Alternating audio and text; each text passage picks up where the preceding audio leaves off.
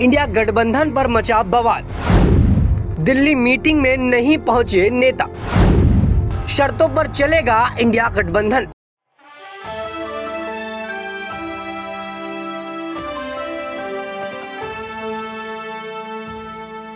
नमस्कार, आप देख रहे हैं नेक्स्ट न्यूज पॉलिटिकल बाइट। मैं हूं आपके साथ आकाश त्रिवेदी। दर्शकों, आप सभी का बहुत बहुत स्वागत है हमारे खास प्रोग्राम बयानी बवाल पर।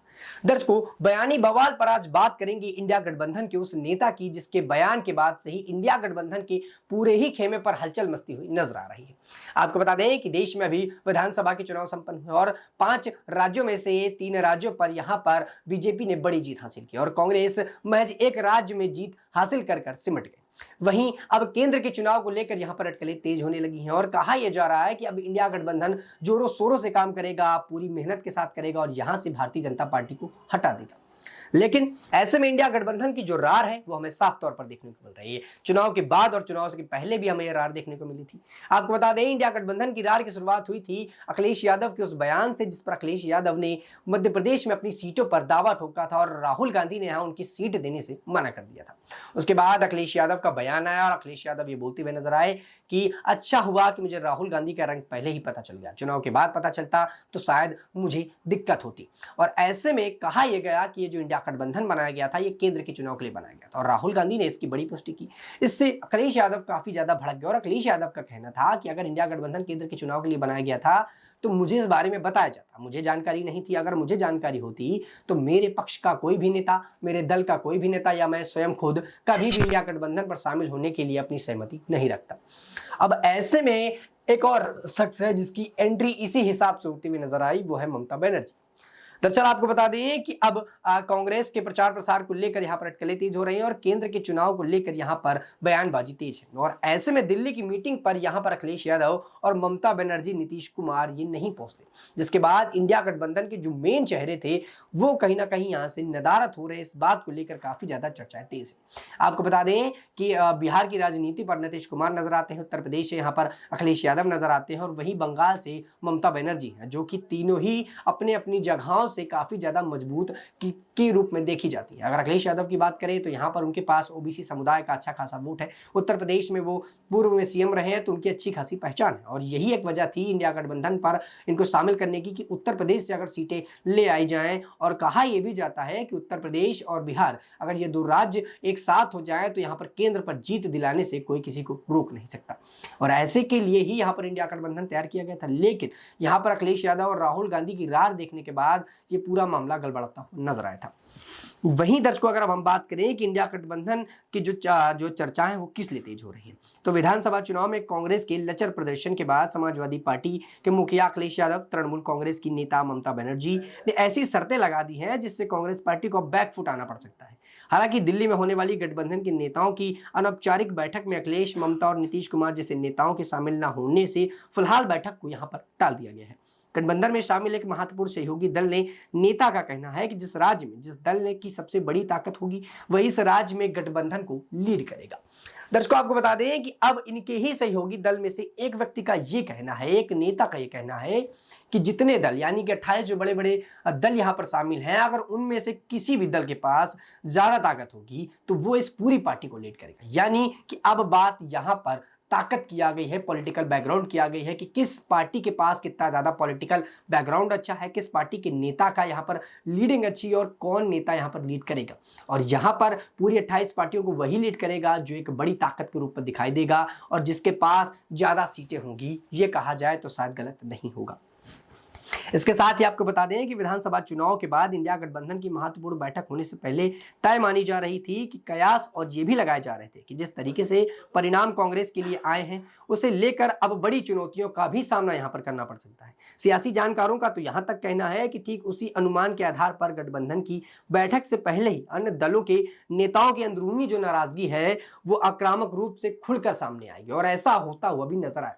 चाहे चुनाव की पहले की बात कर ली जाए या चुनाव की बाद की बात कर ली जाए, ये अटकलें लगातार सामने आई थी और इनकी जो अंदरूनी रार है वो साफ तौर पर दिखाई देती है। चाहे वो गहलोत तो राहुल की रार हो, चाहे यहाँ पर अखिलेश यादव की और हम राहुल गांधी की बात कर ले और चाहे यहाँ पर ममता और अरविंद केजरीवाल की बात कर ले। ने तो जितने ही नेता यहाँ पर इंडिया गठबंधन में शामिल होने का दावा कर रहे थे या शामिल थे, उनकी सबकी यहाँ पर रार हमें आपस में देखने को मिली।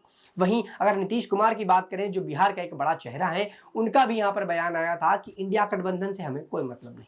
तो कहीं ना कहीं विधानसभा चुनाव में सारे ही नेताओं ने एक दूसरे के विरोध पे यहाँ पर चुनाव लड़ा, लेकिन केंद्र के लिए ये बनाया गया था। और अब केंद्र के चुनाव से पहले ही यहाँ पर जो रार है, जो यहाँ पर आपसी मतभेद है, वो साफ तौर पर देखने को मिल रहा है। और ऐसा लग रहा है कि यहाँ पर जो इंडिया गठबंधन है वो पूरी तरह से टूट जाएगा। और जो उम्मीदें यहाँ पर राहुल गांधी अब बनाकर बैठे थे कि केंद्र के चुनाव के लिए हम पूरी ताकत के साथ खेलेंगे और केंद्र पर बैठी भारतीय जनता पार्टी को हटा देंगे, वो सपना भी शायद यहाँ पर राहुल गांधी का पूरा होता हुआ नजर नहीं आ रहा।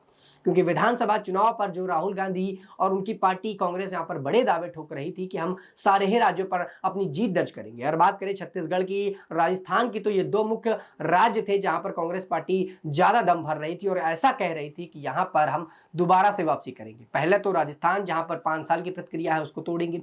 दूसरा छत्तीसगढ़, जो मेरा ही खेमा है, वहां पर तो मुझे कोई हरा नहीं सकता। लेकिन इन दोनों ही राज्यों पर बीजेपी ने इनको बड़ी शिकस्त दी और यहाँ पर कांग्रेस पार्टी हार गई।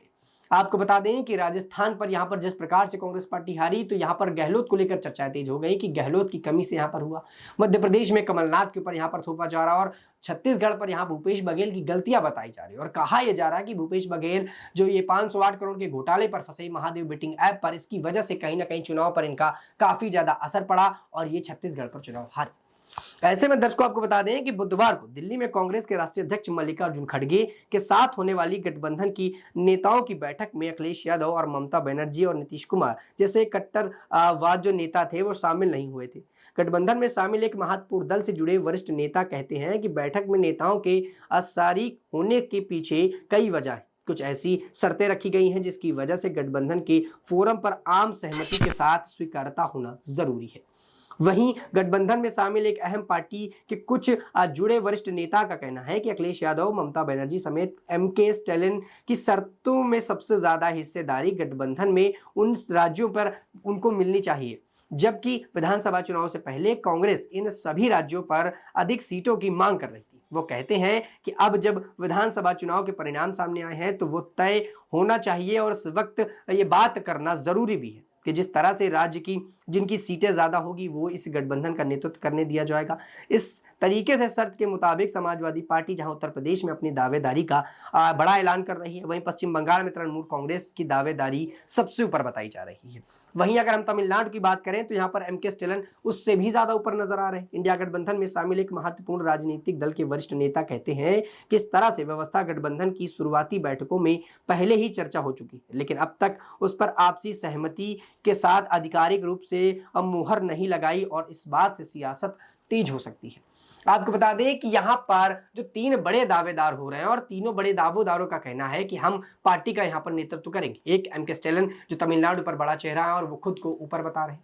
उधर पश्चिम बंगाल से ममता बनर्जी यहाँ पर खुद को बता रही कि हमारे पास ज्यादा सीटें हैं, हम यहाँ पर पार्टी का नेतृत्व करेंगे। वहीं उत्तर प्रदेश से अखिलेश यादव का कहना है कि पार्टी का नेतृत्व हम करेंगे। तो अब इंडिया गठबंधन पहले चुनाव लड़ने पर फोकस कर रहा था और अब इस बात पर फोकस कर रहा है कि हम में से पार्टी का नेतृत्व करेगा कौन। और ये कहा गया, एक शर्त रखी गई यहाँ पर कि जिस पार्टी के पास ज्यादा ताकत होगी, जो पार्टी यहाँ पर अब बहुमत के साथ जीत दिला सकती होगी, जिस पार्टी के पास ज्यादा सीटें होंगी, वो पार्टी यहाँ पर नेतृत्व करेगी। और ऐसे में ये तीनों पार्टियों के नाम सबसे ज्यादा ऊपर बताए जा रहे हैं। हालांकि इस पर नीतीश कुमार का नाम अभी शामिल नहीं हुआ, लेकिन कहीं ना कहीं नीतीश कुमार भी इस पर बड़ा दावा ठोक सकते हैं। इस बात की सियासत यहाँ पर तेज हो रही है।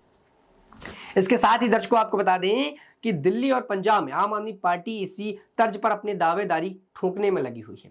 हालांकि ब्रजेश शुक्ला का मानना है कि विपक्षी नेताओं का गठबंधन के साथ चुनाव लड़ना मजबूरी भी है और बताया जा रहा है कि समाजवादी पार्टी के राष्ट्रीय प्रवक्ता और उत्तर प्रदेश सरकार के पूर्व कैबिनेट मंत्री राजेंद्र चौधरी इस बात की सहमति जताते हैं कि गठबंधन में शामिल सभी राजनीतिक दल पहले ही बैठकों के एजेंडे के मुताबिक आगे की रणनीति बनाएंगे। उसके आधार पर ही अगली बड़ी बैठकों में शिरकत करने की तैयारी बनाई जाएगी। उनका कहना है कि फिलहाल समाजवादी पार्टी उत्तर प्रदेश में मजबूती से लोकसभा चुनाव की तैयारी कर रही है। गठबंधन की नीतियों के तहत जो व्यवस्था चुनाव में टिकट बंटवारे पर लागू होगी, उसे ही आगे बढ़ाया जाएगा।